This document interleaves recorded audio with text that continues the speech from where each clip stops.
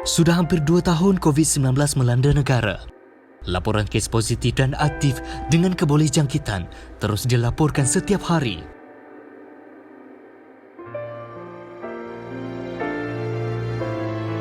Di sebalik kegusaran yang melanda, petugas barisan hadapan adalah insan yang tidak pernah jemu melunaskan tugas demi memastikan keselamatan rakyat dan negara terus terjaga. Berada di dalam makmal perubatan, mereka juga adalah wira yang jarang didendangkan. Pelbagai tugas dilakukan, termasuk menjalankan proses ujian pengesahan COVID-19.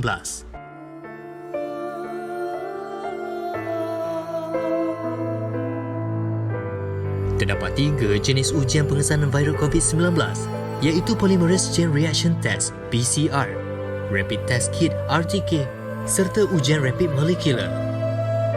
Menurut laman sesawang Kementerian Kesihatan Malaysia, sebanyak 132,935 ujian saringan COVID-19 telah dijalankan sehingga 16 Julai 2021. Berhadapan dengan risiko setiap hari, pengesanan virus COVID-19 ini sememangnya bukan satu proses yang mudah. Namun, demi kesejahteraan rakyat, segalanya digalas dengan penuh dedikasi dan bersemangat wajar. Okey, itu dia wira yang tak didendang. Kalau sebelum ini mungkin kita banyaklah memberikan perhatian kepada petugas-petugas barisan hadapan kan, Sofia kan? Ya. Mereka mengatakan bahawa petugas barisan hadapan memang tak boleh nak cuti, apa semua kena bekerja. Tapi tahu tak, mereka yang berada, petugas-petugas makmal ni pun, mereka ni pun tak cuti juga. Bayangkan kalau andai kata mereka ni, yalah, mungkinlah ada sistem penggiliran kerja waktu kerja kan, tapi kita mungkin boleh melihat skop andai kata kalau mereka ini tidak ada. Bagaimana kita nak dapatkan data harian yang kita dapat hari-hari yang berbelas-belas ribu ni? Dan mereka bekerja ini mengejar masa tau, kerana pengesanan kontak itu juga perlu diadakan memastikan jika seorang itu positif. Kalau cepat dapat resultnya, kita tahulah bagaimana pergerakan dan sebagainya untuk memastikan COVID-19 tidak tersebar lagi. Itu adalah peranan mereka yang dipikul sangat berat ya. Dan kita akan membincangkan bagaimana tanggungjawab mereka, apakah peranan dan juga perasaan mereka sendiri melalui hari-hari yang sangat-sangat susah ini. Kita bersama dengan Dr. Umi Kalsum Ali atau Satariah Ali, pensyarah perubatan PPUKM, dan juga Puan Fazlina Mahbub, Juru Teknologi Makmal Perubatan PPUKM. Assalamualaikum. Waalaikumsalam. Wow. Seronoklah dapat lihat keadaan situasi sebenar kan, dengan memakai pakaian lengkap, uniform tu semua. Dekat belakang tu, kenalkan dulu kat belakang tu kan. Ada sesiapa tu kat belakang tu. Ya, terima kasih Sofia dan Fazli. Kita ni berada di Makmal Microbiology, Makmal Biologi Molekul Hospital Chancellor Tunku Muhriz. Okey. Dan di belakang saya ini adalah pegawai sains saya yang penuh berdedikasi sedia menjalankan tugas. Syabas. Kita sangat gembira lah dapat bertutur dengan kalian semua. Kita fahamkan sangat berat, susah dan juga sibuk di sebelah sana. Mungkin nak kongsikan sedikit sebanyak ringkasan tugasan secara spesifiknya. Hari demi hari apa yang perlu dilakukan oleh Dr. Umi dan juga Puan Fazlina. Okey, saya kira sebelum kita cerita detail tu, saya juga memperkenalkan apakah pejawatan yang ada yang sentiasa menjalankan tugas di makmal kita ini. Baik, silakan. Nampak sajalah kita ada pembantu perawatan kesihatan yang sentiasa bekerja untuk angkut-angkut kotak dan barang menyetara keseluruhan makmal. Kita ada juru teknologi makmal perubatan, contohnya Puan Haslina di sini. Adalah MP yang berpengalaman untuk menjalankan tugas-tugas ataupun pengujian COVID-19 inilah. Kita juga ada pegawai sains seperti Puan Aini dan Encik Hamidi di belakang saya, dan juga pegawai-pegawai perubatan dan pakar-pakar mikrobiologi yang akhirnya akan bertanggungjawab atas setiap laporan keputusan ataupun setiap sampel yang dihantar kepada makmal kita lah. Jadi tentunya semuanya menggalas tugas yang sama berat. Jadi semua punya jawatan masing-masing kan. Dan saya kira setelah 2 tahun kita berdepan dengan pandemik ni, tentulah cabaran telah pun berubah, berbeza. Jadi cabaran ni kepada institusi ataupun kepada makmal itu sendiri dan kepada individu. Maksud saya berbeza daripada awal pandemik. Awal-awal dulu kita kena set up laboratory ni untuk menjalankan pengujian PCR ni. Cabaran kita mungkin ada kekurangan sedikitlah kekurangan peralatan.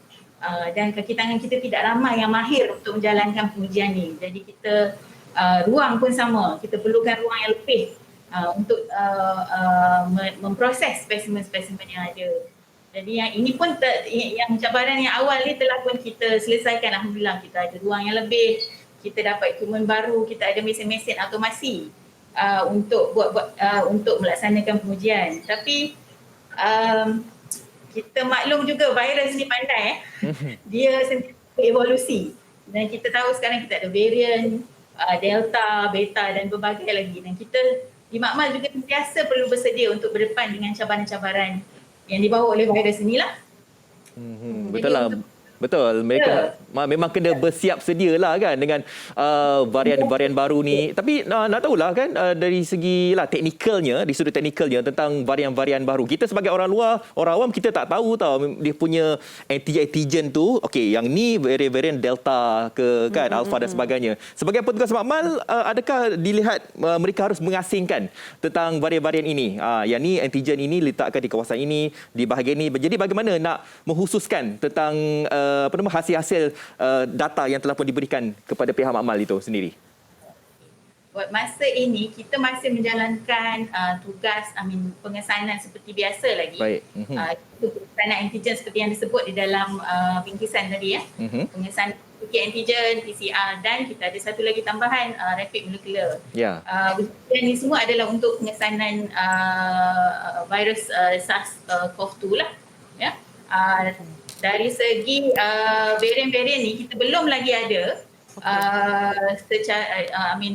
secara menyeluruh. Mungkin ada di makmal tertentu sahaja. Tapi saya fikir kita juga perlu bersedia untuk offer perkhidmatan kepada publik, kerana itulah penting untuk kita mengenal pasti adakah ini varian yang mana satu, dan supaya untuk management dan sakit dan juga pengurusan kesihatan awam. Ya. Okey. Baik, kita nak tanyakan kepada Cik Fazlina juga sebagai juru teknologi Makmal. Kita difahamkan Cik sendiri yang mengendali sampel-sampel itu untuk memprosesnya, dan kita faham ini satu perkara dan tanggungjawab dan pekerjaan yang saya tak boleh bayangkan kerana dikelilingi dengan sampel-sampel yang barangkali ada positif. Jadi bagaimana Cik Fazlina sendiri memastikan keselamatan diri, tiada human error berlaku, dan memastikan segala aspek terjaga walaupun berdepan dengan sampel-sampel positif ini? Kongsikan. Terima kasih. Sebelum tu saya minta maaf, saya nak betulkan sikit, nama saya Haslina, bukan Fazlina. Okey, so saya secara ringkasnya apa yang kita buat di Makmal ni, kita menawarkan perkhidmatan ujian pengesanan COVID lah, seperti yang semua tahu. So daripada ujian-ujian ni kita menghadapi cabaran lah, sebab berbanding dengan tahun lepas hingga ke tahun ni kita punya jumlah sampel semakin meningkat. Okay, bila jumlah sampel tu semakin meningkat, cabaran kita adalah kita perlu memastikan keselamatan kita terjamin dengan memakai PPE yang lengkap. So kita kena jaga juga, kita perlu menjaga spesimen dan kita perlu menjaga diri kita sendiri. So kita kena ikut teknik yang betul semasa kita menjalankan pengujian. Pernah melalui pengalaman-pengalaman yang getir ataupun berbahaya tak bila berdepan dengan sampel di Makmal tu? Boleh kongsikan? Masa awal-awal dulu tu macam kita pun rasa takut lah dengan COVID kan, macam alamak kena kotak. Tapi bila dah lama-lama kita pun dah biasa, sebab kita dah tahu kita ada kelengkapan yang cukup, kita ada ruang yang sesuai untuk melakukan pengujian. So jadi kita daripada situ kita kurang sikitlah kerisauan kita tu untuk menjalankan pengujian setiap hari. Boleh tak ceritakan situasi keadaan semasa di Makmal? Saya kalau boleh kan, saya macam nak masuk Makmal tu nak tengok satu persatu mesin-mesinnya kan. Sebab saya difahamkan bahawa andai kata kalau kita ni dah pun membuat ujian ataupun membuat swab test tu kan, antigen itu diletakkan dalam satu bekas tabung uji yang dibalut oleh 3 lapisan. Semata-mata untuk tidak mencemarkan antigen tersebut, dan difahamkan ianya harus diletakkan di dalam kotak yang kadar suhunya 2 hingga 8 darjah Celsius. Mungkin boleh kongsikan tentang situasi yang kita orang luar ni tak tahu sebenarnya. Rumit sebenarnya nak menjaga satu antigen itu sekalipun. Silakan. Ya, betul ya, sebab daripada luar, bila kita terima sampel tu, mereka perlu hantar dalam kotak penghantaran yang khas. Okay, dan bekas yang disebutkan tadi tu, kita panggil dia sebagai viral transport medium. So kita perlu seal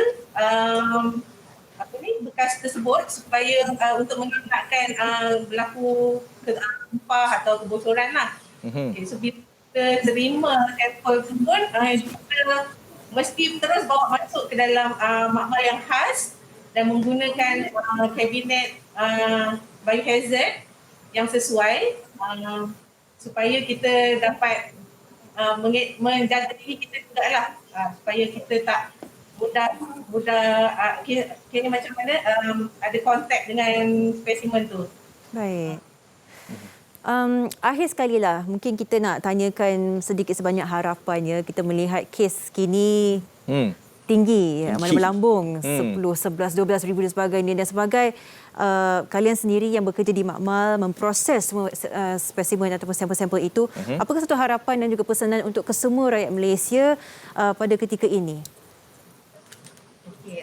Saya kira harapan saya dan seluruh kaki tangan petugas kesihatan lain, saya berharaplah dan kita berdoalah sentiasa semoga virus ini akan cepat pergi. Kita boleh menjalani kehidupan seperti biasa. Tapi sementara virus tu nak pergi tu, kita perlu ada usaha. Antara usaha yang boleh kita laksanakan, saya berharap kita sentiasalah mengikuti saranan-saranan yang telah dikeluarkan oleh Kementerian Kesihatan, ya, jaga jarak, jaga SOP dan juga pengambilan vaksin.